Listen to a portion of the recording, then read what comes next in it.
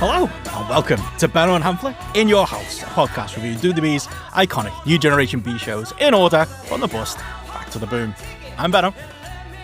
And I'm Hamflett. And Benno, we find ourselves on another housekeeping. But I feel like, do we need to rebrand this one House Moving, do you think? I think we're both homeless. I think that's what this is. Yeah. It's been a hell of a run, the early stages of it. What's happening really is that as we're about to sort of venture into the brave world of good friends, better enemies and mind games and the subtitles that we haven't had to manually add on ourselves, a big change for the In Your House. So too for us. This marks kind of the last and the first of a series of house shows that are going to be road shows, because we're going to be who knows where for the next record. I'm excited, but it does mean on a day like today, we're getting a kind of a reality check of maybe how this project that was already something that people would have told us not to bother doing just by watching In Your House 4. We're gonna sort of face the realities of what this is going to be as a bit of an admin exercise now as well, aren't we? That's it. Professional podcasters, we make it work through rain, wind, snow, homelessness, all of those little things. I look a bit homeless with my Brian Blessed beard going right now. I'm going away, and I'm one of those people. I don't know if you're the same. If I'm going away, I'll put the beard trim, I'll put the haircut off right until the day before, because you want to look as fresh as possible the day you move on. That's my trick, and I'm sticking to it. But yeah, that's my plan. And on top of that, I've also been moving all day, literally housekeeping, literally moving. I'm literally the most dad I've ever felt. I don't know if you get this, but like I've been the tip today, Michael, and I feel like I'm on a bit of a high from that too. So like it's all going off around here. Is there a better, more manly job than going the tip? Like honestly, I'm nodding at the dads there. I'm tutting at the people putting things in the wrong boxes. It's a wonderful thing. As somebody that considers himself absolutely useless, like if you have like the old DAR top trumps cards, and every single category I'd put myself at like a 0. Other than actually having children myself, I'm pretty much 0 across the board. DIY, any kind of manual task, any kind of basic household thing that goes wrong. Like my wife springs into action. If she can't fix it, she figures out a way to do it. She knows exactly who to call, or a friend of a friend of a friend.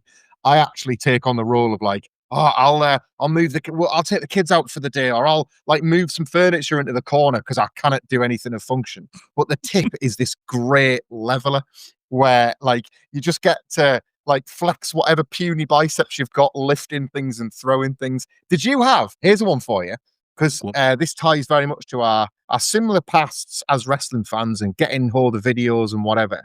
When you were younger, did you have a tip shop? Like, stuff that people take to the tip, where the people at work the tip would kind of like comb through it, and if there was anything of value, they'd put it out front, like a bit of a sort of tip car boot sale. I don't think so, but I feel like in the years 1993 to 1996, it would have been a gold mine for tapes if I'd known such a thing existed. I don't know if we had one. You see, sometimes like I actually dump. That's the other thing in moving. I've dumped a lot of different things in the house, and I've got boxes worth of like wrestling merch that basically I'm giving to Matty from GRAPPL to sell on eBay, and we're going 50-50. I feel like I'm going to get ripped up on that deal, but I'm finding all kinds, including this, which we might talk about in a little while, In Your House 7 videotape. But I had like a gigantic Hulk Hogan that people might have seen in the background of GRAPPL streams a few years ago, until I stopped using that because of life events and Terry being a prick. But I actually did put that in, and the thought occurred to me, because I've been the tip before where they didn't quite have a shop near me, but there's like a bit where they seem to like, if there's something fun like that, where it's like a big toy or something like that, they'll put it on the front, like they'll hang it on the sign, or they'll keep it to one side. I've never quite seen any wrestling stuff, but I wondered if Terry might be adorning my tip the next time I visit. Was that Giant Hogan, that one from Home Bargains that everybody saw for about a 6-month period? That big plastic Hogan that was like £6 at the front of every Home Bargains. At least they got me Hogan, not Randy Orton. I'll take it as a win. It was it was an ex-in-law. Great gift at the time. He was everywhere, that guy, wasn't he? No, I'm going to do something that we don't normally do. We're gonna break kayfabe on this one, Benno, because as much as I wish I was, for the video viewers can see that I'm sat currently right in front of a beautiful rendering of the In Your House set, I would give anything to actually be. Well, I'd give anything to be there, mate. Honestly, like anything to just go and water those plants and keep that house set looking nice.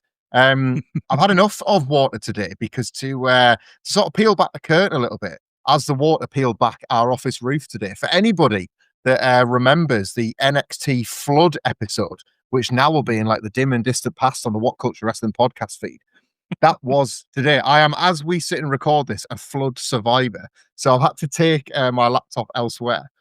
But nonetheless, a glorious 5-star nice. hotel. Of course, is where you're at. Oh, of course, yeah, obviously, yeah. As covered by the collective finances of GRAPPL and WhatCulture, which is nice. You know, we're putting all of it in your house. Is like this lovely. You look after it's the middle of the Venn diagram. We get all our expenses paid now. This is the what would they call it? Like if this was like Netflix, is this like the premium content version of what we do? Like the sort of that you have to like an extra tier that you've got to pay for. So yeah, like I'm feeling like the kid that won the house in Your House 1.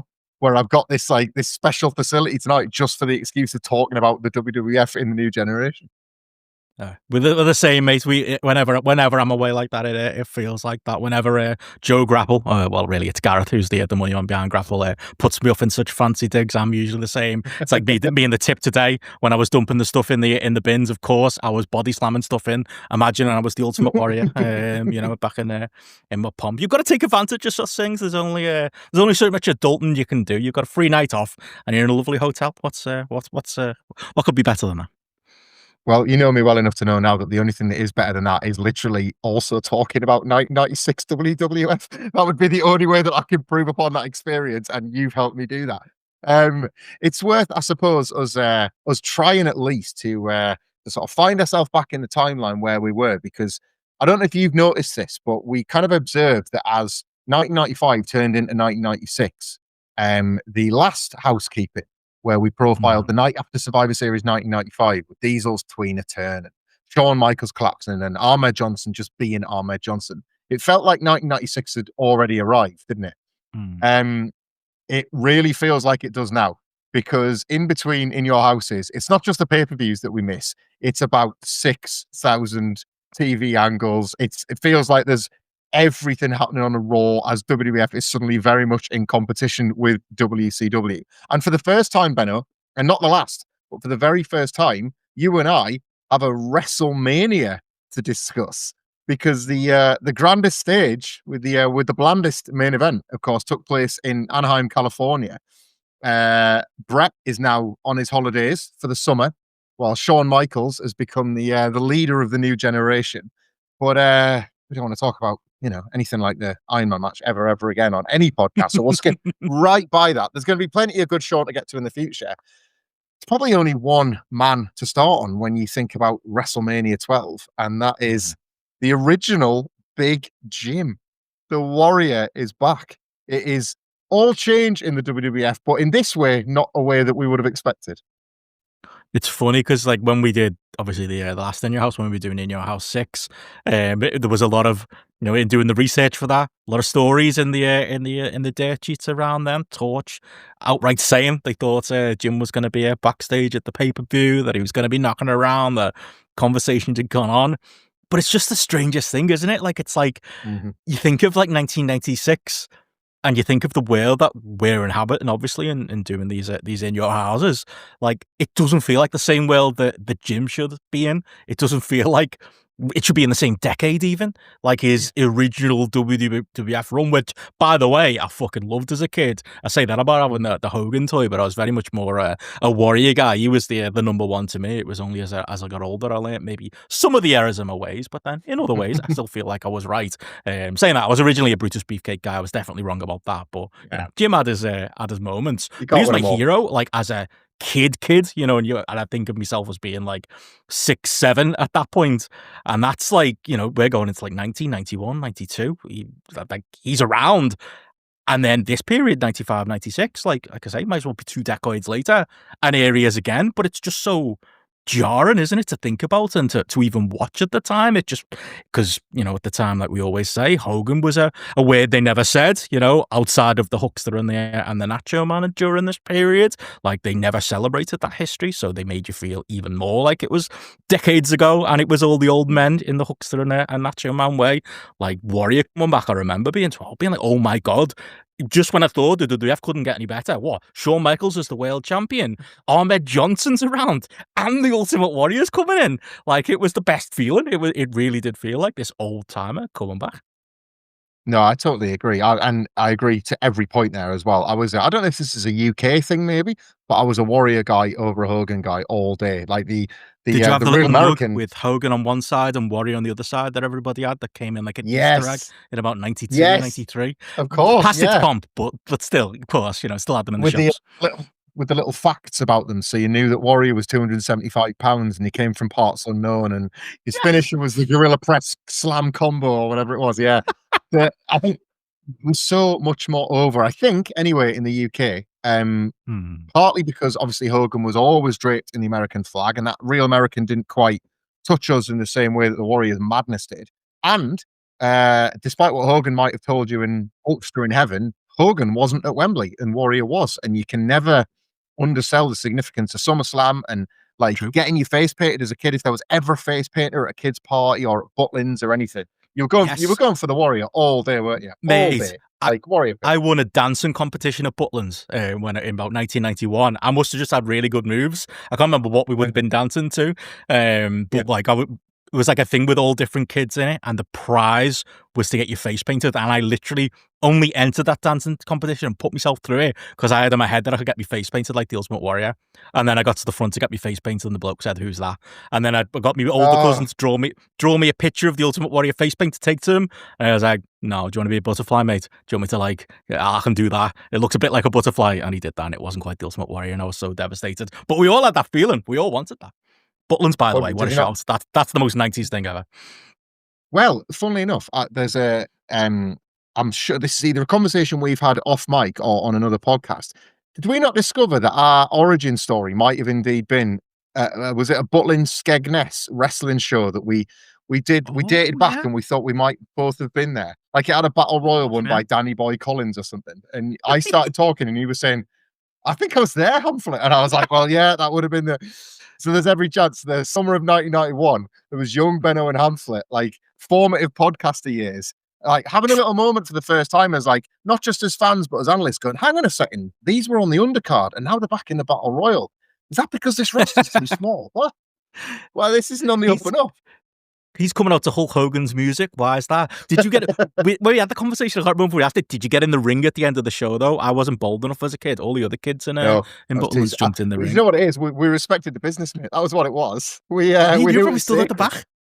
It's got to be the same one. I mean, we probably ran the same show every week, but we were at one of the same shows. It feels like. I definitely bought a silver hat with the WWF logo printed on it because they were selling the back of the truck fed merchandise that they were basically probably rushing from town to town hoping to not get copped by one of the WWE scouts or Davey Boy Smith or something like that catching them out. They're the real British Bulldog. They're Dynamite Kid. That's fine. It's still good. And they're probably still flogging that merch now, to be fair, to this day. Well, the Warrior, of course, are coming in, and I'm trying to keep my powder dry because I'm so excited to talk about our first look at the Warrior in our next episode when we're covering Good Friends, Better Enemies. There is something to come on Warrior. Stay tuned on this podcast. But we kind of have to mention that one of the reasons why it wasn't just that he was coming back in, it was that the promotion went into overdrive for the return of the Ultimate Warrior. All of a sudden, old guys are fine, actually, as long as it's the Ultimate Warrior. He's different to Hogan and Savage. The other reason was because Vince McMahon was losing 2 while gaining 1 back. Scott Hall and Kevin Nash both giving their notice in between the last In Your House and WrestleMania. Nash was able to obviously put the dead man over on his way out and then turned heel on Shawn Michaels at Madison Square Garden. We will get to that in the next review. Not so well things worked out for Razor Ramon. He'd already voiced his displeasure at working against Goldust, and he didn't like the overtones of the storyline, which we'd profiled in the previous reviews of Goldust being attracted to him, and the kind of just the stuff that he at the time said he felt like he was uncomfortable talking to his kids about it and things like that. So he'd cut a last promo on Raw where he'd set up a Miami street fight that was going to be filmed over WrestleMania weekend, and then was promptly never seen again for the duration of the WrestleMania build, because the day after that promo aired, he told Vince McMahon he was leaving for WCW, and the day after that, he failed a drugs test. Conveniently enough, his first failure ever. Can you believe that? So that meant he lost his WrestleMania payday. He missed out on the show completely, and he would make his one final on-screen appearance, in ring at least, our good friends Better Enemies against Vader. Diesel and Razor, R.I.P. in peace. It's unbelievable. Like, it's come so quickly into the run. It feels like it was just yesterday.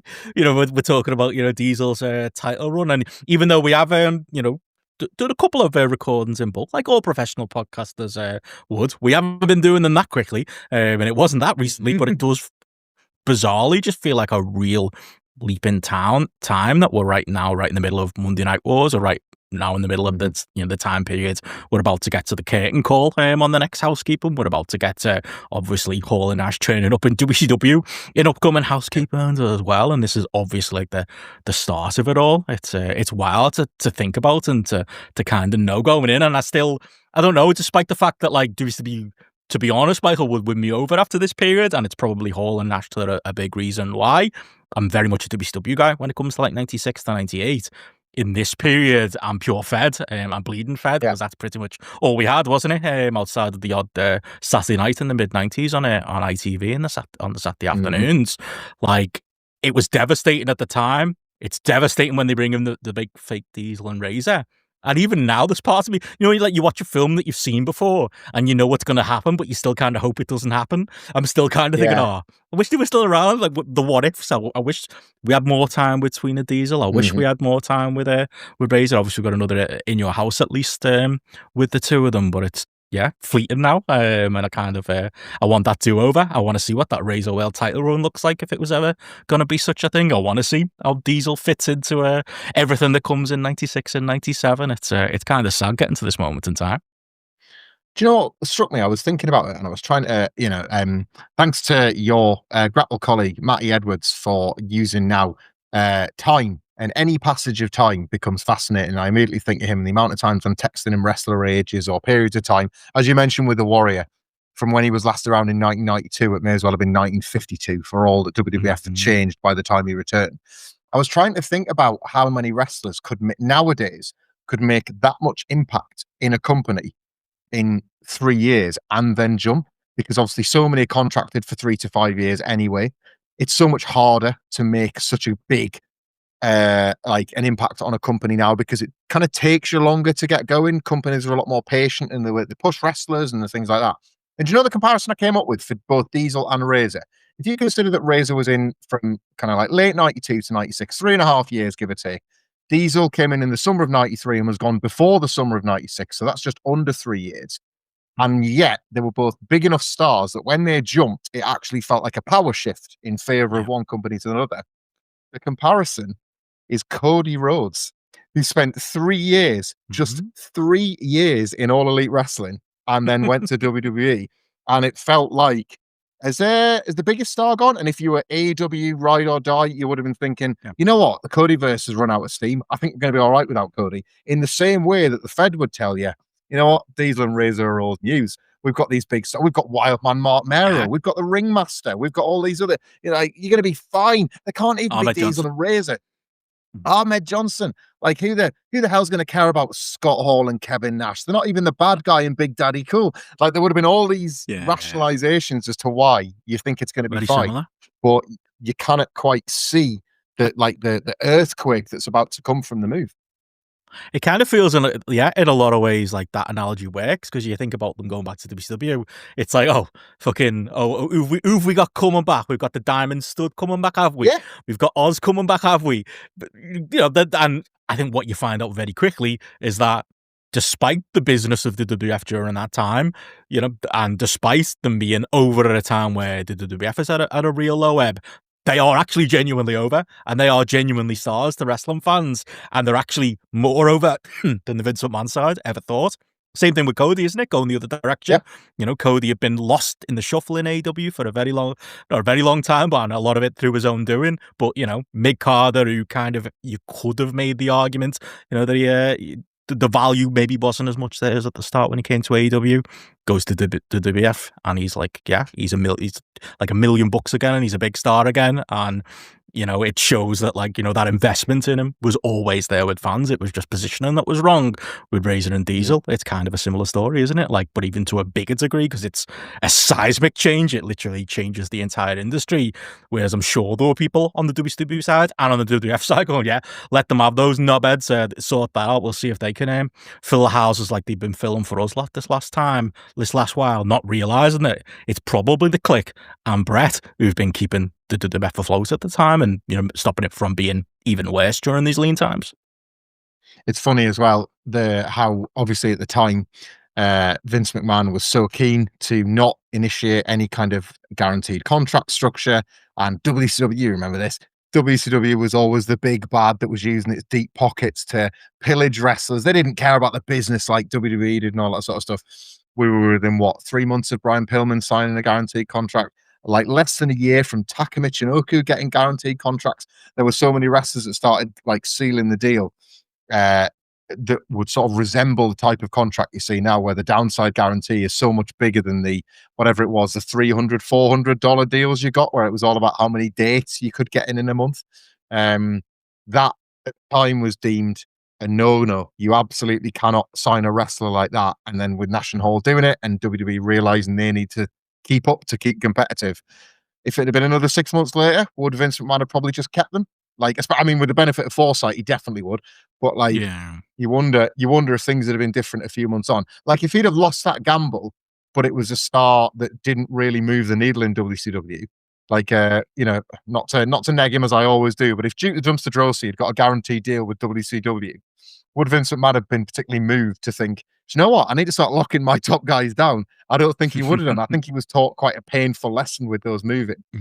And all of this has made me realize that as we are recording this now, Cody Rhodes will have headlined WrestleMania 41 against John Cena, and will have thus, I cannot quite wrap my head around this, have spent longer back in WWE than he ever spent in All Elite Wrestling. Oh, that's fucked. That's ridiculous.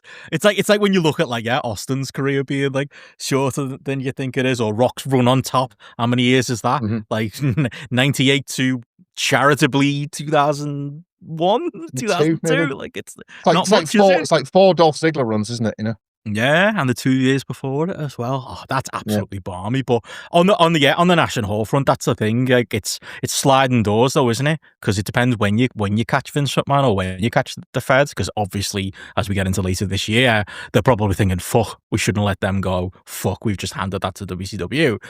But then if they don't do that, sliding doors, if Brett, doesn't end up leaving later on, does that create the space for a Steve Austin for The Rock for the WWF's own viewing period? Do they just stay at a certain level, with if Nash and Hall are still in there, kind of clogging up those upper mid-card spots as great as they were in them? It might be a different Fed 2 years later. Those opportunities might not come. So, yeah, it's a bit of a Sophie's choice, isn't it? And based on Jim Ross's comments later in the year, when he really gets his feet under the table in talent development, I always think he was most keen to get his guys in anyway. I think quietly he might have been Vince whispering, saying, it breaks up that Kliq in the locker room and we need to get control of the dressing room back. And if I'm bringing in some guys for you, I'll have them under my control from day one. This won't be a stable thing. This won't be BSK versus the Kliq anymore. It'll be a roster that wants to work for their opportunities, Yeah, and you think of to this day, I think, the underlying thing behind the Dwayne and Paul Levesque drama that's obviously been in the news this WrestleMania season, and the toing and froing backstage with them too, is that Triple H and Shawn Michaels both tried to keep the thumb on Rock, didn't they, when he was first trying to break through and, trying to shit talk him and trying to stop The Rock from happening in the first place. Which again, sliding doors, if they've been successful. They might have been successful if there was more of them. They might have been successful if Nash and Hall were also there saying the same stuff. Like, genuinely, the whole world might be different. Right? This WrestleMania main event might be Cody Rhodes versus John Cena, who's turned and joined Kevin Nash's stable or something like that. It could be a completely different world we're living in. No, it's what I like as well is obviously as we're about to track all of these changes, it's going to be impossible not, I think, in future editions of Housekeeping, not that I want to double our workload, it's going to be impossible to not observe exactly what WCW is doing, because so much of what happens in the Fed is going to be in response. They're going to be chasing for the first time. This is that last period, and I think we're about to talk about the Slammies in a minute, and I cannot wait because it was the other sort of big like thing from WrestleMania weekend, along with the Ultimate Warrior, that they decided to bring out from the past. And there's just something about the last Slammies and the last WrestleMania before the NWO where the WWE doesn't really quite see what's around the corner. And I think there's a certain, there's a certain frustration maybe with Nitro launching and forcing them to put on more big TV matches that they probably previously would have saved for pay-per-views, or maybe put a bit of pressure on the talent, because who is really over enough to get a Raw main event and be judged on their quarter hours and things like that for the first time, because Nitro's finally like at the heels, and who might be getting a phone call off a friend of a friend and being offered it's not officially tapping up, but who knows that there is money available because Eric Bischoff and Ted Turner have opened up the checkbooks, and probably a little bit more paranoia. And yet, having your own award ceremony to basically smell your own farts in a hotel function room for 2 hours doesn't speak to a company that is particularly worried about a brand new upstart opposition. Like, the houses were good. Shawn was looking like he was going to be a good draw in 1996. Like, there were reasons to be cheerful, and they could never have possibly known what, like, again, an earthquake that was about to take place in Atlanta. It's funny, until like the Slammies were kind of, brought back in later years, and kind of, they've been revamped a few times, haven't they? They do feel like the most retro thing, so it is interesting seeing like in this period where we're not quite into Attitude yet, but it's very, very clearly around the corner. It's kind of what they've been leaning into with, as we've mentioned, the Diesel Tweener character, and obviously Shawn's rise and all of that side of things as well. But like, it couldn't be more of a early 90s things to Slammies. It feels like one of those old corny ideas, doesn't it? Or what we're going to do is we're going to do our own Oscars, but it's going to be for wrestling. And we're going to get Peter Engel, and he's going to present it and make all jokes about Billy Crystal and the Oscars hosts. He's going to, we're going to turn everything into a wrestling. You know what we're going to do? We're going to do Rear of the Year. We're going to have our own Arse of the Year award in there, and we're going to lampoon it all. Imagine them because basically by the time we get to 1998, they're like, it's one of those things that gets left in the past, isn't it? But like, at this point, it does feel like it's 80s Vince, isn't it? It's 80s WWF. It's Stand Back. It's all of that stuff. It's like, it's very, very retro and very cheesy and very WWF 1996 of the time. It is. But Benno, what would an episode of Benno and Hamflett be if we weren't celebrating the god of all of this, God Peter Engel himself, having the latest in a string of just best nights, the Federation's MVP from this period of time. Where to even begin? He opens the Slammies with kind of an old, very, I feel, Vince McMahon pilled, old Hollywood song and dance routine where he pays tribute to a series of the wrestlers individually and then does like a big song at the end to make sure that he's caught all of them. I've noted a few of the other specifics from this song, but I certainly would never sing it to do it justice. I recommend anybody go and watch the 1996 Slammies. You can find it on the internet, all the places you would expect. I think it's kicking around on YouTube as well. I would like an upscale version on Netflix as soon as possible. But amongst other things, he manages to call both Paul Bearer and Yokozuna fat, as both men are sat in their tuxedos in the building looking on. He does a bit about Bret Hart set to the tune of the Brady Bunch, as if to imply that the Hart family at this point are already a little bit of a punchline behind the scenes. You sense that everybody likes a bit of a joke at Bruce's expense whenever he's in town. He does a "We Didn't Start the Fire" riff where he just rattles off about 15 wrestlers as quick as he possibly can, just so that everybody gets a name check. There's a very of the time reference about Sonny having a boob job, I think, because that was all that was in conversation around this time. Yeah. And then the two ones that stuck out to me, as it was 1996's Turkey Teeth. That's what it was. It was.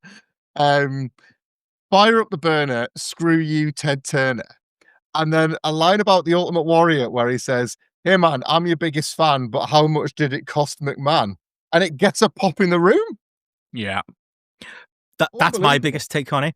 One, that Todd pulls all this off And then like, without even really taking it, because this is live on USA as well, isn't it? Without even taking a breath, he just gets on the podium and just goes, okay, now we're going to get to the awards, and just starts talking. It's like, I'd be lying down, corpse over, for like an hour after this performance. Like you said there, you've done it justice. It's all of the different melodies, all of the different songs. He's back and forth. He's a one-man fucking whirlwind. The only man who could have possibly pulled this entire thing off. But that's exactly it. He manages to pull this off in a way that it's like, you know, at the end of the day, does anyone ever, maybe your office side seems like quite a fun place, but most of us, you know, people like me who've had a 9-to-5 job out there in, like, you know, boring admin office land, you never want to go to a work function. You never want to go to a work party. Like, and I think that's probably still true with wrestling, especially when all the bosses are there. You want to go to the bar. You want to knock some somas back and have a few alcohol, a few beers, and you know, whatever else they're getting up to, the lads in the 90s. But to be there with Vince and with the USA cameras there and all of that, like, and having to wear a tux as well and having to dress up, it just sounds like the absolute worst. And you can see it on the faces of all the wrestlers who were there, like, can we just fucking get this over with it at some moments during the night? But Todd wins them over. He gets a belly laugh from Yokozuna. Yeah. He gets a belly laugh from, I think it's Undertaker at one point. He tries to, like, remain in character at points. Even Shawn and Brett are cracking smirks. Like, he wins. Like, who could possibly do that? He's like half kids entertainer, half like just like full on, like, not quite professional singer, but like a full singing dancing act. And then also he's managing to entertain the most grizzled, hard to impress adults in the room in the WWF roster at this point. He's just a man on fire. It's unbelievable. It's brilliant. How has there never been, like, and I love this, by the way, this is not me encouraging the behavior. I'm just basically comparing him to every other guy like him we've ever heard about in wrestling history. Have you ever heard one Todd hazing story? Because I haven't. It's true, that. Like, I haven't heard a single one. Like, Randy Savage spoke highly of him and he didn't trust anybody, but when they worked together on Mania, Savage said he liked working with him. And Todd said nice things about Randy Savage in response. And I think it was Jim Ross, or like various commentators have said Savage was a tough nut to crack, you know, when they would work with him. And Todd said, yeah, we've just got along great. Like, you would think, like, the amount of stuff that all commentators and all of those like referees and the like would have had to go through as part of the ridiculous hazing rituals and wrestlers court and Creator Brewer for boys and all that sort of stuff. I've never heard anything like that about Todd. It just seemed like there was this deal where like, he's off limits and he's this kind of like protected figure. Not that he's this man of integrity or something, but at the same time, like, you can have a pop at him if you're a heel in an interview, but don't touch him, don't lay a finger on him, and certainly don't, like, drop in a little shoot comment like you're going to bully him when you get backstage. Like, his record just seems absolute crystal clear, doesn't it? Yeah, feels like he's in some respect there, just from being a pro, from performing and in a lean time, being a jack of all trades, doing 50 jobs. You know, look at any of the In Your Houses we covered. Like, he's hosting for the live crowd, then he's backstage doing interviews. Like, he's everywhere at all times, doing all the previews and stuff. The wrestlers know he's the guy getting me over, you know, and like the backstage pre-tapes and stuff like that. Yeah, you can tell that he seems at least on the face value to be quite warmly received by the roster. Did kind of ask, I mean, it was a kind of one horse race, really, wasn't it? But Tell Me a Lie winning, you know, best music video of the year. I can't think of anything in the charts or in pop culture that hit me as emotionally or had the goosebumps coming up quite like that then. And I watch it back now. The song is abysmal, but there wasn't many wrestlers as suited to a ballad quite like Shawn Michaels. And that it clips the show in slow motion of the various entrances, the fireworks and the flowers, spliced in between sad Shawn from In Your House. It still brings a tear, doesn't it? It's quite a ridiculous thing because they're trying to present it like it's the MTV Music Video Awards, like the award for best music video, and like Brett's one, like, it's You Start the Fire, and it's all like upbeat, and it's like, oh, this is a cool video about me. Shawn's one is like, remember that time he got jumped, mate, and got battered and had a concussion and almost died? Here's your music video, and he has to play it as a positive. But like, Tell Me a Lie, I think we've said it before on here, but when that aired on TV, like, there's two things in 1996, Michael, that could make young 12-year-old Benno cry. Number one was that Tell Me a Lie video playing on a loop on TV because I bought a hook, line, and sinker. And number two was the season finale to California Dreams when Sly and Jake had in 1996. They're the two things that could get 12-year-old Benno. And this was the one that got me in floods of tears, although saying that, Jake and Sly did a little bit too. Belated RIP to Peter Engel by the time you listen to this. But it was during our What a sort of legend. shared memories of the Engelverse that I learned from you that the California Dreams are actually a touring band. And I guess along with Waffle House and Taco Bell and all the various Oh, other places we still need to attend on our own American adventure one day, apparently seeing the California Dreams live has just gone on the list. mate.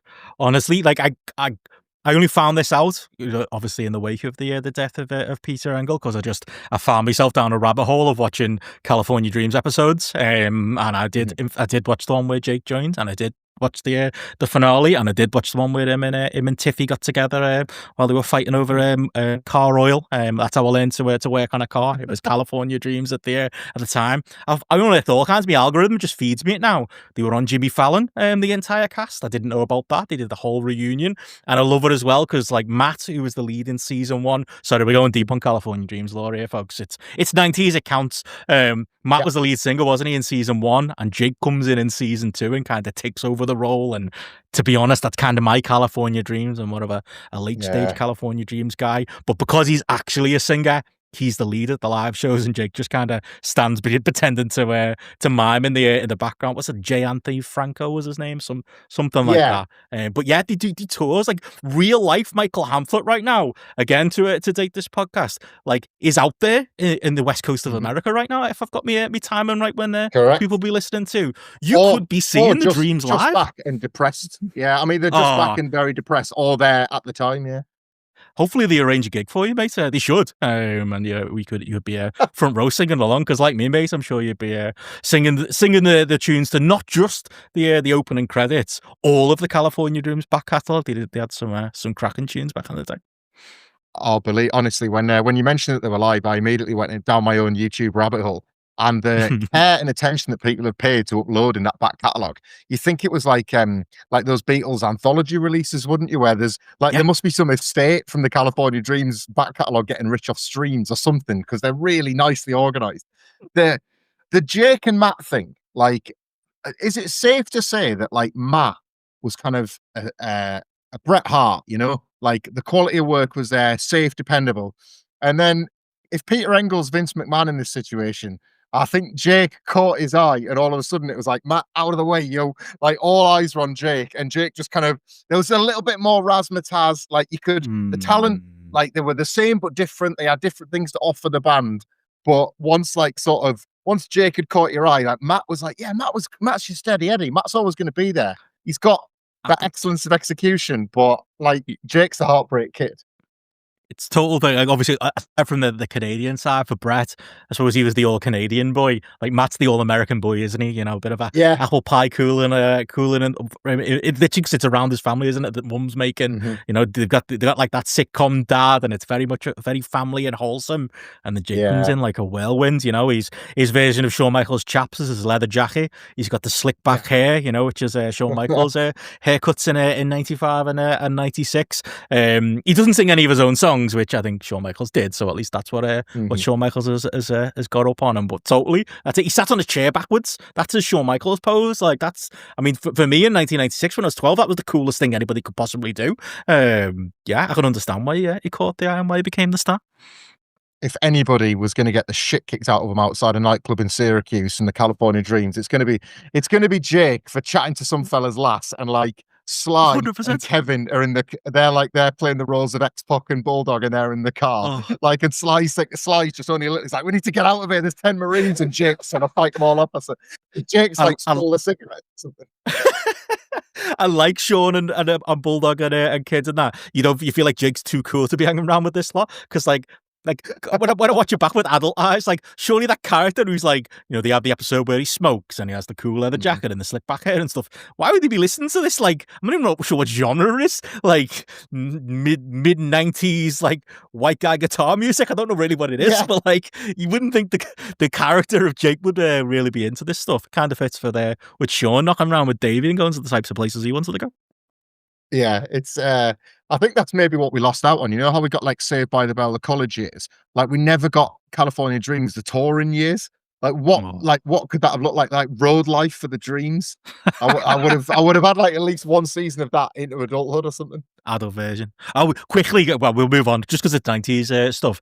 Where would you rank them? Is it California Dreams 1, Saved by the Bell 2? Is it Hang Time 3? Is it City High 4? That's pretty much my rankings. I'm trying to rush through this, but you've asked me quite a serious question here, haven't you? California Dreams is number 1, which I know is controversial. I actually quite like not the first version of Saved by the Bell, the new class, where they've gone. Okay. It's too like for like. Like Weasel Wiesel for Screech is too on the nose. Literally, but there's a point. There's a point of where the new class kind of gets sort of develops itself, and you kind of start to like the cast of characters. I think like there's a Zach and Kelly, there's like somebody and Lindsay maybe or something like that, and they feel like they've established Bayside as their own thing. It's like it's like you were saying about like Nash and Hall getting out of the way. It's like Austin needing Brett and Shawn to both be gone to stand a chance to get over at the top. I think that's what happened with the new class. So I quite like the new class when it kind of like finds its groove. But Hang Time has the wrestling tie-in, because Hang Time, that literally happens. They get a Diesel and Razor because Coach leaves. Coach comes back later on, and then it's good again. I think that kind of works, kind of fits. Maybe it's more Cody. He's the Cody of the Engleverse. Love Hang Time. Quite liked USA High. It was because I was just good theme, I think, is what I'm going for him. Rockin'. I was a sucker for kayfabe as well. I was happy to believe that it was somehow in Paris, even though every single aspect of it looked like every single Engleverse show you'd ever seen. But they had one still image of the Eiffel Tower, and you're like, oh, they're in France. You remember, like, people would go for the tea at like the Eiffel Tower cafe, and it was just like some outdoor bar. It was just the Max. Where you go, probably at the Eiffel Tower. Like, I don't know. Yeah, just paint the Eiffel Tower in the background instead of the surfboards, and you'll be sound. It'll work.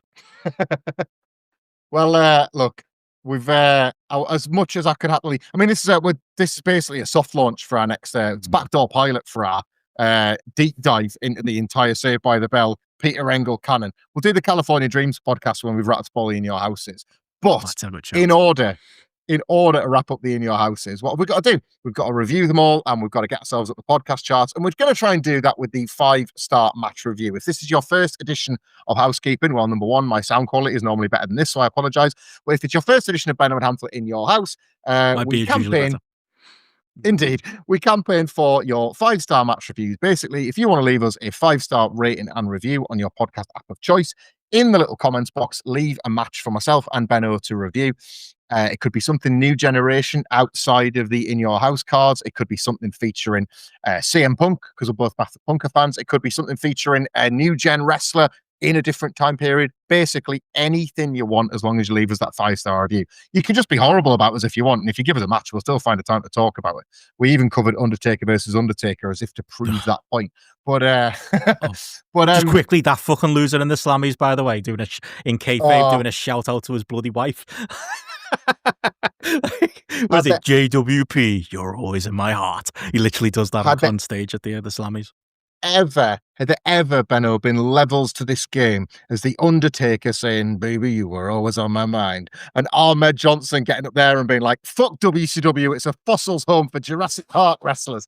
He was all in on the new generation, wasn't he? That couldn't be more 90s. Yeah, we're not Taker fans over here.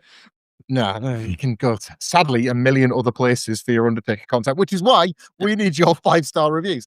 We've got one coming in from Sam Brown on Spotify. Thank you very much, Sam, who has requested the Ultimate Warrior versus the Macho King Randy Savage from WrestleMania 7, asking, hopefully this is one of those matches you got on a videotape and binged over and over and over again. One of my favourite Fed matches from the Rock and Wrestling era. 2 great character performances and one of the best post-match angles ever. Benno, WrestleMania 7. Thank you very much for that, Sam. And to your point, in the review, the videotape that you binged over and over and over again, the purple box Coliseum video era of WrestleMania.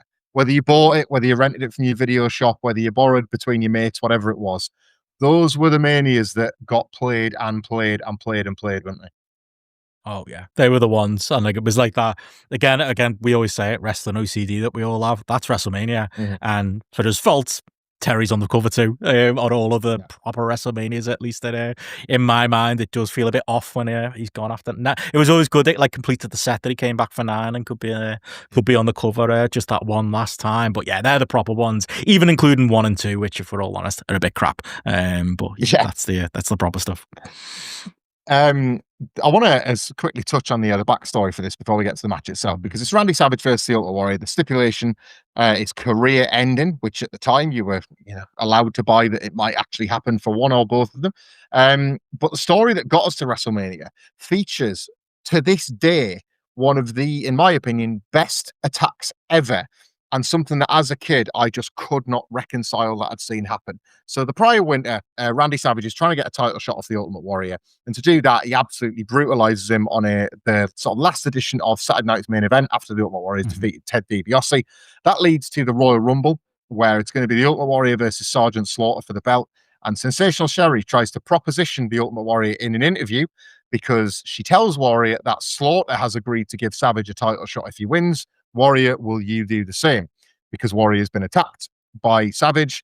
He gives, well, for a start, he turns down what appears to be the offer of a blowjob live on pay-per-view. He does it in an amazing leather jacket with the USA flag adorned all over it, which I saw at a vintage clothes shop in Manchester for like £100, and to this day regret not buying it. I'll send you the picture later on, because it's just, I had it in my hand and it was a bit too rich for my blood. But that jacket, like, if you there's a vintage clothes shop in Manchester, I can't remember where it is, but if you peruse them and you're in that area, have a look, because that jacket might be kicking around. Sure, it wasn't his. Sure, it wasn't the jacket. Imagine it was. It could have been the one.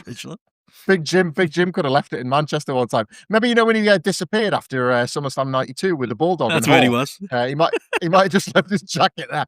So yeah, Sherry tries to proposition him. He turns her down. It's all very weird, but that leads to the match anyway, where Savage repeatedly decks the Ultimate Warrior. He smashes him in the head with a spotlight at one point, constant interference, and then even then it looks like Warrior's going to beat Slaughter, and then we get to the moment. Benno, Jesus Christ. Randy Savage smashes a scepter over the head of the Ultimate Warrior in one of the most, to this day, brutal weapon shots you will ever see. Warrior hits the deck. Slaughter just drops an elbow, but Warrior's a beaten man. I remember this vividly as a kid.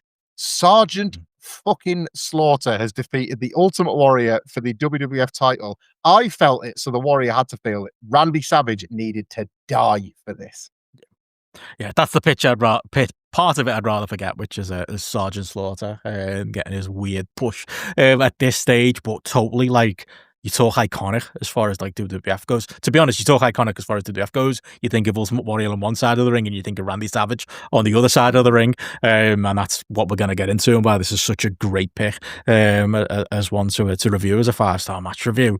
But yeah, that angle is just like, yeah, I remember at the time thinking, I thought me older cousin John told me this stuff wasn't on the level and it was fake.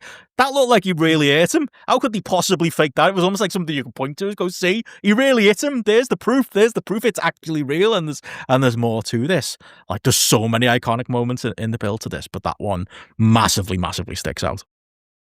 And before the match starts as well, you've got Gorilla Monsoon and Bobby Heenan. They've teed it up with the flashback video package. And the camera, and it doesn't do this ever at the time. So as an adult, you kind of know the fixes in, but as a kid, you didn't think anything of it. Bobby Heenan is oddly distracted as Gorilla Monsoon is setting the match up. And he looks either at his monitor or to the side of the building, and he sees Miss Elizabeth in the crowd. And the commentators, like they do with everything really, make mention of the fact that, well, it's a big night for Randy Savage, so that's the logical reason why she's come to watch. Heenan heels it up and says she's come to like bask in his failure, and Gorilla's like, well, maybe, there's just something there, but it's immediately set up as interesting that Liz is in the building. You've got good eyes, haven't they? Because it's not like she's front row.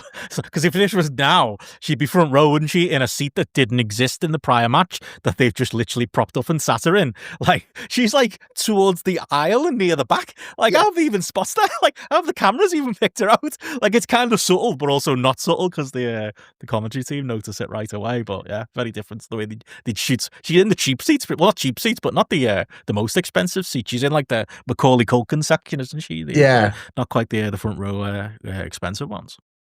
It's quite artistic for WWE, because it's a nice bit of dramatic irony, isn't it? Because we know that she's there, but Randy Savage doesn't. So that allows for the event. If she was front row, Savage would have spotted her, and it's a nice plays out for our benefit and obviously not for his.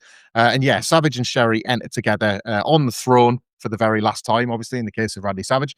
And then Warrior enters. Did you have the figure, by the way? Did you have the Macho King figure? That was one of the class ones. Yeah, that's with the one. With the purple trunks, and he had his own scepter, didn't he? Yeah. It was just a better time. It was a better time. Yeah. So Savage and Sherry enter. Savage looks absolutely incredible in his blue, white, and silver, like Macho King gear. But then the Warrior enters next, and this too is notable. He's walking to the ring. Bobby Heenan draws attention to it. This, Benno, is serious business. You've got to save your energy. You cannot waste your cardio and run into the ring. And the camera takes a minute to observe that for the first time, the Warrior has got an entrance jacket made. He's never worn a jacket to the ring before. And the camera, Bobby Heenan, I think, is the first one to draw attention to it. Basically, spray painted on the back of the jacket is a picture of Warrior and a picture of Savage as WWF champion, as they'd both been.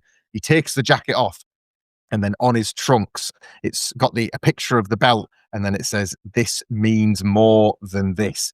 Careers are going to be decided." The commentators talk it up. The wrestlers are kind of like ready for the occasion. They could not have done a better job of making you feel for real like somebody was wrestling their last ever match tonight. It just puts over the seriousness of it. Like, Jim is taking this seriously. Like, that's where we are. It's a matter of life and death. It's belts, it's career, it's all of it. Like, is other than maybe WCW, it's in like the very small handful of times he walks out, and that as a kid stuck out immediately. It was like, and the commentary obviously puts it over as well. Like, oh my god, this match just must mean more. There must just be more to it, and obviously the stakes that are all swept up in it too. 40-year-old Randy Savage is staring at retirement. If you're reading the sheets at this point, even that comes across to you as a kid. It's like, well, one of them's got to retire, one of them's got to leave, one of them's going to be gone forever. It just makes it feel immediately like it just punctuates it because it's different. Why is he walking? Why is he not running? Why is he taking this more seriously? Even like the commentary putting over, and I know you're gonna love this stuff, like the gear Warrior's wearing, as you mentioned there, like the fact that he's got Savage on there with the belt, but he's also got himself on there with the belt. So Eden's kind of asking, what does that mean? Like, it probably doesn't mean anything. Jim just thought it looked cool, but it makes it feel important. And like you say, all the insignia on there and all the little quotables on there as well. It just all adds to it and makes it feel bigger than it even is. And they've done a great job making it feel big in the first place. I'm wondering, it's just occurring to me now, but I'm wondering if because Vince was maybe so taken with the presentation in this match, when Savage loses, I wonder if that's the moment where Vince thinks, oh yeah, that probably is it for 40-year-old full-timer Randy Savage. And then even when he comes back in 92 and he wins the world title, Vince is always thinking, I saw you retire at WrestleMania 7. You're old now. You're a commentator to me. And Savage has allowed himself to look so weak in this situation by the end that it's gone in the back of Vince's mind, maybe. It's that and getting the stag, isn't it? Because that's the truth, isn't it? That he's still big. Him and Liz want to go and make babies, basically. So he needs to slim down for it. I think that combination probably aged him about 10 years in Vince's mind at the time and the way his brain worked. That's right. This is the last time, bit of trivia here, isn't it? This is the last time in WWF on a pay-per-view or on TV taping, at least, where Savage will wrestle with the top off. He actually starts with it on, but then obviously it comes off, and then when he returns in like the back end of this year, by this point he's got the gear that become familiar, the two-part gear, and that doesn't change till he's back in WCW, conveniently enough. So we lock up, and it's Warrior winning power exchanges. Basically, it's like Savage thinking he can go man for man with him, but Warrior just shoving him to the ground. So Savage has to go to the eyes to take any kind of advantage. He grabs a headlock and he hits the ropes. He's got all the pace, but Warrior is just able to power him down. He does so yet again and again and again with clotheslines. Savage is basically just running at the Warrior. Warrior is moving an arm or a leg or a shoulder, and Savage is just doing a skid bump of whatever Warrior does. It's super effective, and like I don't want that to sound like a criticism of the Warrior, but like their chemistry, instantly you can see that these two are kind of wrestling soulmates. If you're going to have a bumper and a guy that is the one doing the bumping, both of them seem a perfect fit for each other. We did over on GRAPPL, and I know you know because you helped us cultivate that.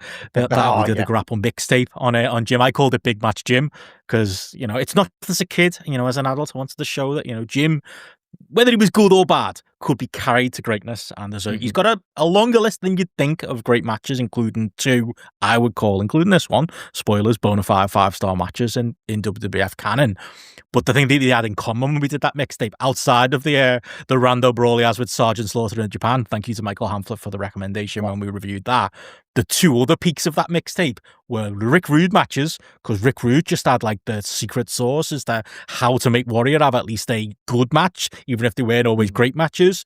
But if that was like, I think I said that at the time, if Rude was his road wife, then I don't know whether his bit on the side, Warrior's bit on the side was Savage, because Warrior's bit on the side, Savage really knew how to. I'm going too deep into the analogy. I'm not going to go where I thought I was going to go there. He really knew how to, hit their Warrior's buttons, hit Big Jim's buttons, and get him going to an even higher level than that, which was the thing most of the rest of the roster couldn't do. He understood, and it's chemistry, and it's timing, and it's just leading him in ways that Jim needs to be led. Nobody could do that better than Savage, with Rude maybe the number 2. Yeah, it's really quite, it's a selfless performance from Randy Savage, but I think he knows just how much people are going to credit him for it afterwards. So it's quite smart to work in the way he does with Warrior's, not shortcomings, but with Warrior's limitations, I think, here as well. So yeah, Warrior gets an inverted atomic drop followed by a regular atomic drop. So he's got his moves. At this point, Sherry sees that Savage is being dominated, so she runs in and Warrior throws Randy Savage into it to send both of them cascading to the floor. This would be the first of a million times that Sherry would try to interfere. She's that perfect third person, outside the referee, obviously, but that manager that constantly feels like she's involved here to create movement for the 2 men when they can't do it themselves. A vital and probably underrated ingredient in this match, Sensational Sherry. Savage is able to take over with a boot to the face when Warrior puts his head down on a backdrop, but he gets caught off a flying body press. Warrior catches Randy Savage, and at first it kind of feels a bit like a botch, like he was maybe supposed to like catch him and slam him, but no, it's a psychological spot from the Warrior, because he simply plants him back on his feet and slaps him hard across the face. Savage goes bug-eyed with rage about this. He is furious that he's being little brothered by the Warrior. He's absolutely raging. He goes to the floor. He throws a steel chair in the ring, partly out of fury, but also out of, yet again, just trying to steal any advantage he can. The steel chair going into the ring briefly distracts the referee and the Warrior. So Randy Savage, yet again, takes a run at the Warrior, but it's still not enough. Warrior is able to counter back. It's just shot after shot of his big windmilling overhand strikes. Boots in the corner. He was stomping mud holes before Steve Austin got there. Savage is in real trouble off this. Finally, just before like another break in play, Savage takes this absolutely gorgeous light switch bump off a Randy Savage punch. You would think that he'd just been knocked clean out in a fight outside a club. And then Warrior, as a result, is able to do an almighty dive as Savage kind of backs off into the turnbuckle, but it's a leap too far. Warrior clears the turnbuckle, clears Randy Savage, and crumples in a heap on the floor. And finally, Randy has a little bit of an opening. What an exchange all of this was. It's everything turned up to 20, all and every bit you say there. Like it's so intense, it's so frenetic, it's so Randy Savage pilled, he's got that DDP gene where he stayed up all night the night before, thinking of all these spots and thinking of, what can I do with him? What can I do with Jim? He's got frenetic energy. I'll make him just do a fucking daft jump and bump crazy. We'll just do it all. We'll turn it up to 10. It's almost a super indie match in a way. I think that's kind of what Warrior Hogan is the year before as well. It's like a big kick out, big move fest, it's kind of a spot fest in a way, and it turns into another kind of match in a little while. But it's all working because it's all happening. All of that play-by-play you went through there is happening with like a whirlwind of action happening in front of your eyes and just a whirlwind of sound. This crowd are losing their minds during all of this. It's the loudest sustained reaction I think you see for outside of Hogan Warrior for a match in this period. They are going mental. And because the energy of the match never lets up, they never let up either. Like there's barely a quiet in this part of the match. It's crazy to see that this is a 1991 match. It feels as well like the seconds feel like minutes and the minutes feel like hours, because of the pace they're working at, the big men, and they're obviously maybe a little bit more tired for carrying all that muscle, but the way that they feel tired, the crowd are going nuts and the commentators sell it as tired. You would think they've been out there half an hour when it's really a matter of 5 or 6 minutes, but it's almost like everybody signed a secret agreement that Are we just going to pretend this is an epic from the moment the bell rings? And if you'd have joined the match at any point, you would feel like they've been out there ages. Savage has got the advantage now. Sherry puts the boots to Warrior on the floor, and Savage is able to hit an axe handle to Warrior. Savage rolls back in the ring and distracts the ref so that Sherry can go for the eyes. But Warrior is able to sort of like fire back. He pushes Sherry to the floor. I don't want to like pass a comment on that, but the men obviously got very physical with Sherry back in the day. But everything, I don't want to justify it, but it did serve a purpose within the story because that's yet another distraction for the Warrior. And Savage is able to hit the flying axe handle to Warrior's back. And he's got him down once again. He throws Warrior back in the ring. It's a slam and a knee drop. This is the point where I get a bit distracted because Gorilla Monsoon says he's being informed that this is the largest pay-per-view audience in pay-per-view history. So there you go, Benno. WrestleMania 7. Who are we to doubt them? There's no WrestleMania then, unfortunately. Indeed. I'd like a fact check on that.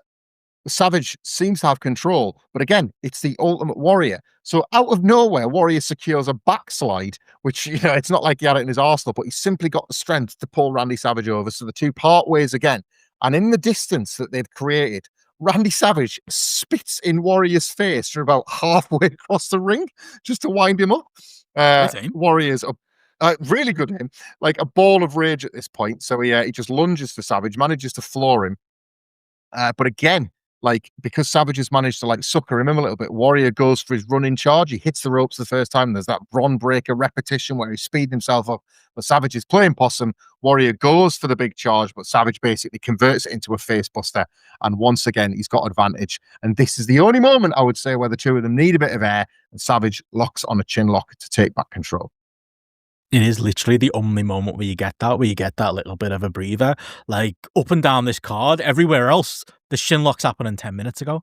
This chin lock is the crux of most matches, but they haven't taken a breath till this point, and obviously they're both in great cardiovascular shape at the time, but you can't blame them for taking the break at this point. Yeah. It's massively needed. It's incredible. So at this point, Warrior obviously powers out of the chin lock. The fans, as you point out, they're going nuts for all of it, but a chin lock is the perfect example for them to will Warrior back into life. They both hit the ropes. They both hit the double clothesline. We've got a bit of a double down, but Sherry's constantly trying to recover Randy.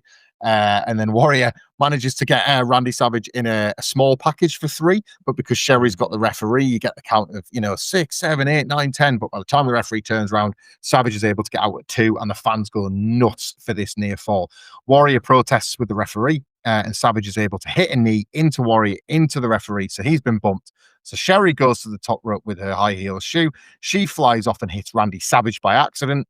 Warrior sort of stalks Sherry around the ring as the commentators are even saying, look, give up on Sherry. She's going to be there. Concentrate on Randy Savage. Concentrate on the match. And as a result, when Warrior gets back in, Savage is able to get his own 2 count as the referee is now recovered.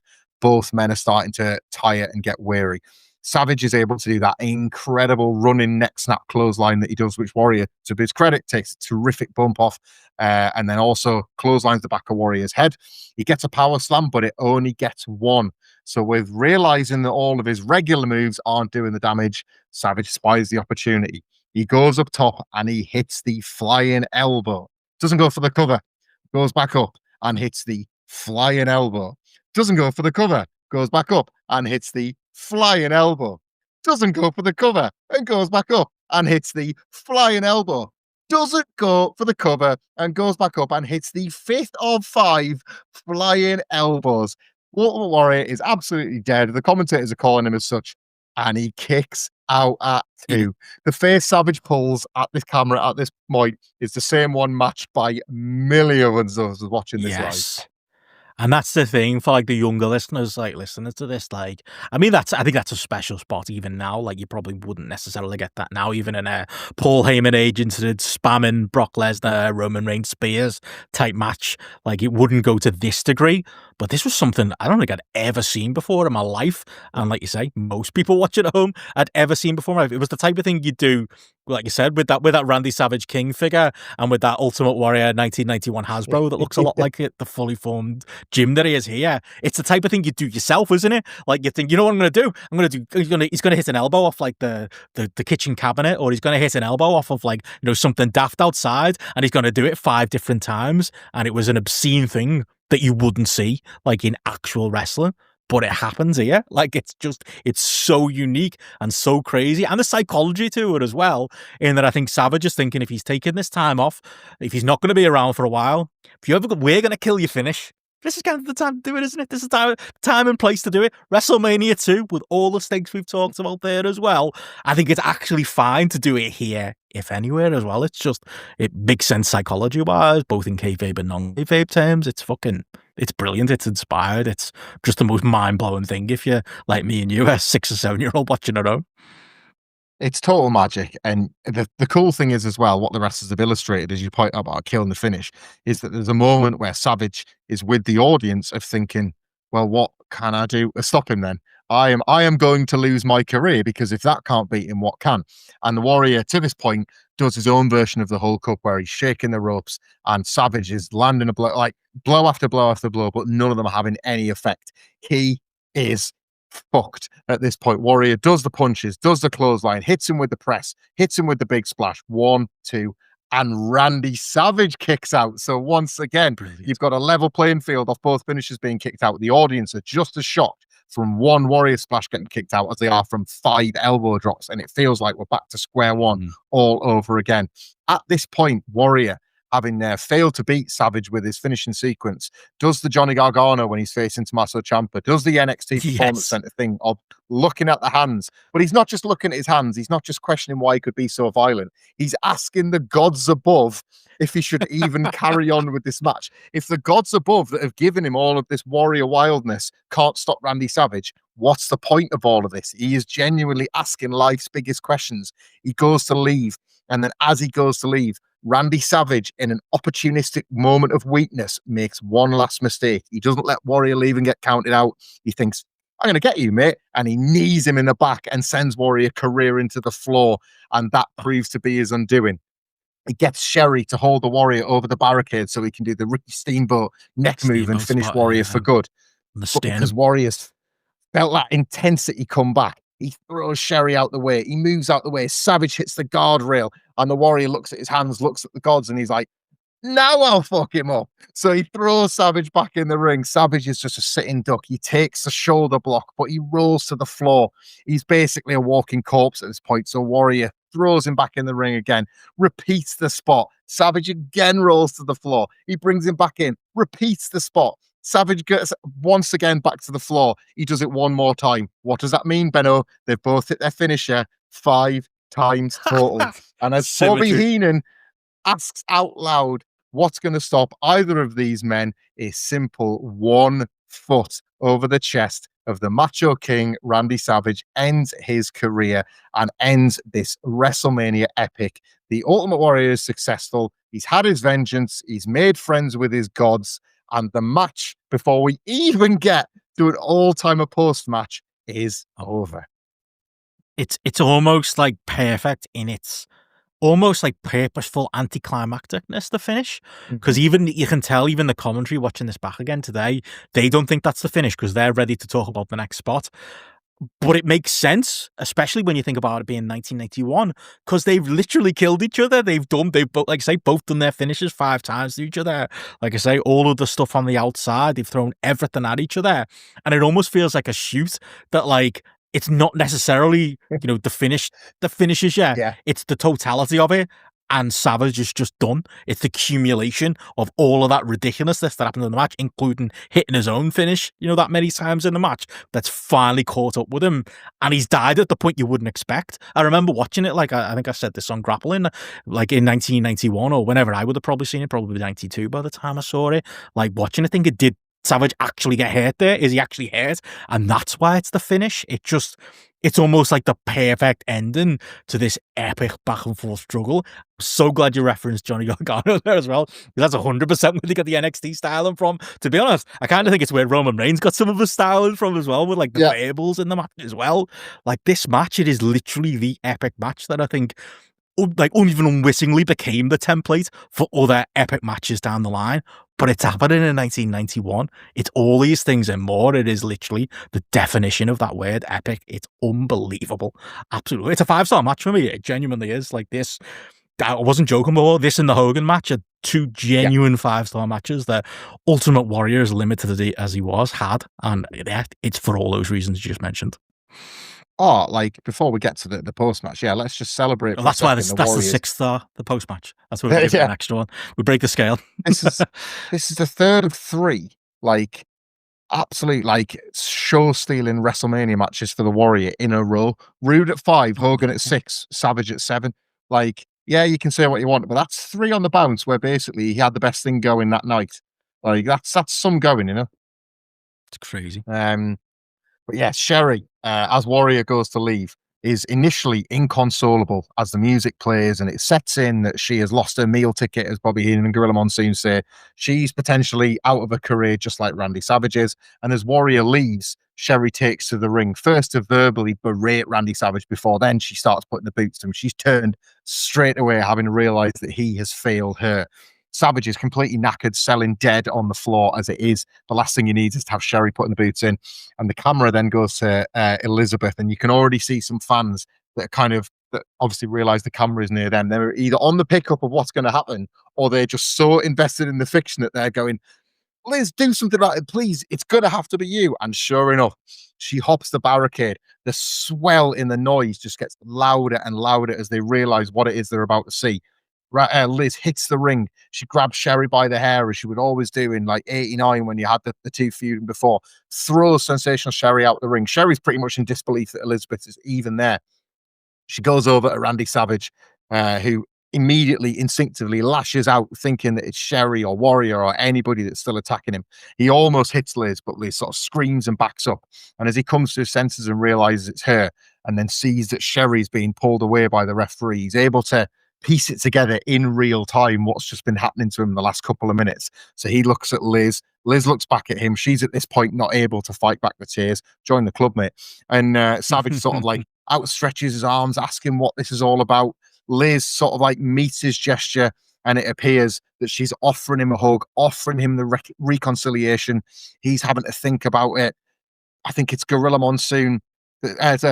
Heenan says, she loves the Macho King, and Gorilla fires in with, she's loved him from the beginning. And the two finally hug. I'm getting goosebumps to stop my arm all over again here. An absolutely enormous, earth-shattering, not a dry eye in the house pop, like few you've ever heard or seen on a wrestling show ever. The commentary goes, what a woman, what a man. Savage and Liz are reunited. Savage puts her on the shoulder, just like he did at WrestleMania 4 back then when he was celebrating his own win, the WWF title. But just like the Warriors Trunks said, this would prove to mean more than the world title.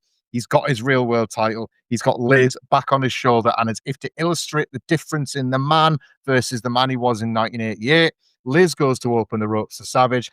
Oh, Jesus Christ, Benno. And he says, no, not anymore. And he opens the ropes from her. He's lost his career, but he doesn't need work anymore because he's got love. Oh, guys, this is the real shit, mate. This is what we do in this great business of ours.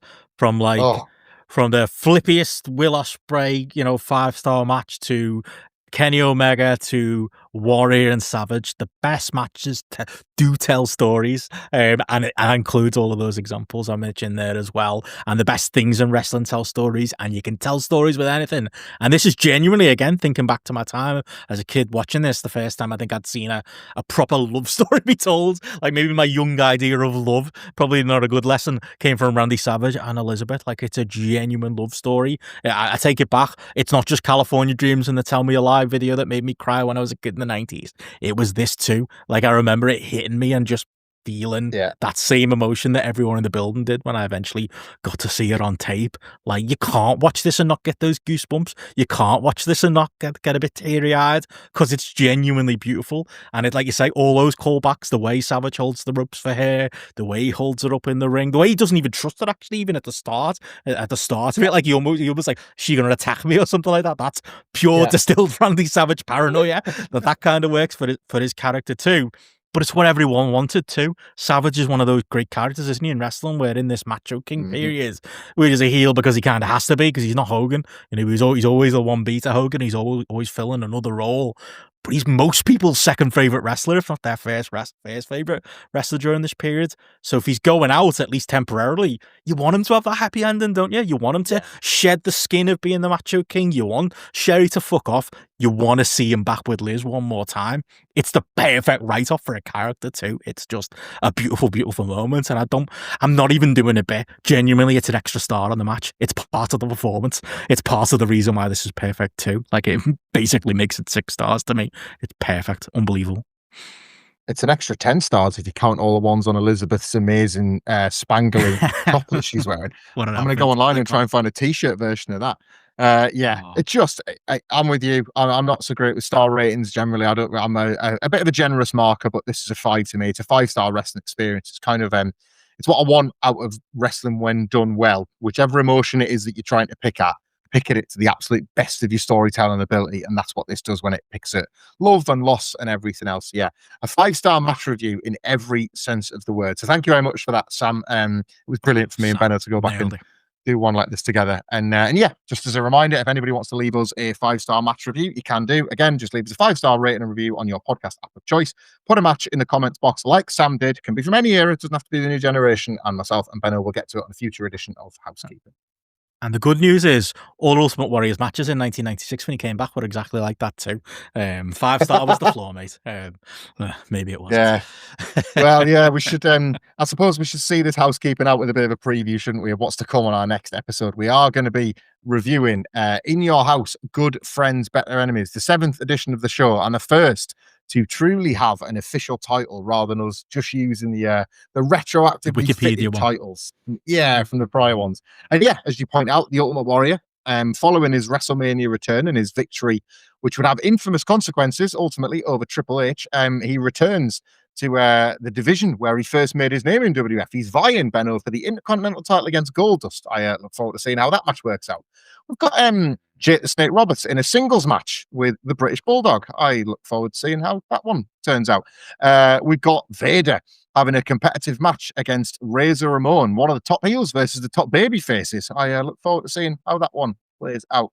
We've got the Body Donners and the Godwins. At least they managed to make it onto pay-per-view this time because the tag title match wasn't deemed worthy enough of the WrestleMania main card 1 month earlier. And am I dressing this up as a one-match show? I might be, but it's another all-timer one match. Shawn Michaels versus Diesel, no holds barred for the WWF Championship in the first defense of Shawn's title and the last chance for Big Daddy Cool to get it back.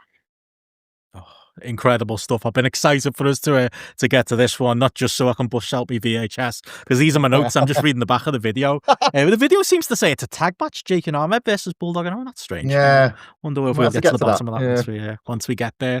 15 as well, this tape. Can't wait to, obviously we'll pour over the cover when it comes to the show itself, but I kept it for a reason. I don't think I'm going to be able to watch this particular copy of it for In Your House 7 based on where in the world I'm going to be. Maybe I'll find a video player somewhere to get into it as well, but a gigantic part of my wrestling fandom is this show. It feels like it's the start of something great, and it's got one of, again, speaking of Savage and Warrior, got one of my all-time favorite matches on it. Doesn't have the Ultimate Warrior in it, this one, but it's that main event, isn't it? Shawn and Diesel, like, redefining what hardcore is. We do all styles on this show, and on the next one we're gonna get a corker in that style too. Can't wait to review it. I cannot wait to get to it. I cannot wait to see wherever you are in the world when we sit down to record this one together, Ben. I'm looking forward to that. And I suppose I should say, speaking of where in the world, at this point, I can say, people, thank you very much if you're a listener to this podcast and joined us on any of the dates on our first ever WhatCulture World Tour. Thank you very much if you came to Manchester, Belfast, Glasgow, or indeed at the HyperX Arena over WrestleMania weekend for Las Vegas. I'm breaking kayfabe, but I can already say thank you in advance, knowing that I had an awesome time, because I can't believe we got to do it, and we wouldn't have been able to do it with the support of, I know, a lot of the people that listen to this podcast. So rather than me plugging, I will just say thank you to anybody that came along. But you can indeed find me at Michael Hamflett in all the various places with WhatCulture. Just search on Google if you want to find any of our daily wrestling podcasts. Brilliant, yeah. We had a great time in Belfast, didn't we, Michael, at your live show? And I still can't believe The Rock turned up at the one in Vegas, but yeah, what a great weekend. Yeah. Can I tell you how difficult that was to keep it under our hat? Like, we knew it was crazy. We knew about the John Cena. Yeah, we knew about the John Cena heel turn all the way back in November, but like Wilborn as the OTJ had to keep it under his hat. It's just, you got to keep the things quiet and protect the business, you know? Oh, there you go. Well, yeah, for those who are enjoying the kind of the looper aspect of the show, we should be back on track once me and Hamflett find ourselves a home for the next episodes. But hopefully you've enjoyed. But yeah, you can find all my stuff. I'm sure we've done an amazing job recapping WrestleMania over on GRAPPL. So yeah, search GRAPPL wherever podcasts are sold, and I'm sure the WhatCulture boys have got some cracking stuff going on as well. So check that out too. Indeed, and I guess until next time. Thank you for the house. Good night, all. Oh, decent, cool Undertaker, Shawn Michaels, Heartbreaker, Red Hot, show 'em how. Uh-oh, here comes Vader now. Ahmed Johnson's muscles huge, Hunter Helmsley's blood is blue. Yokozuna from Japan.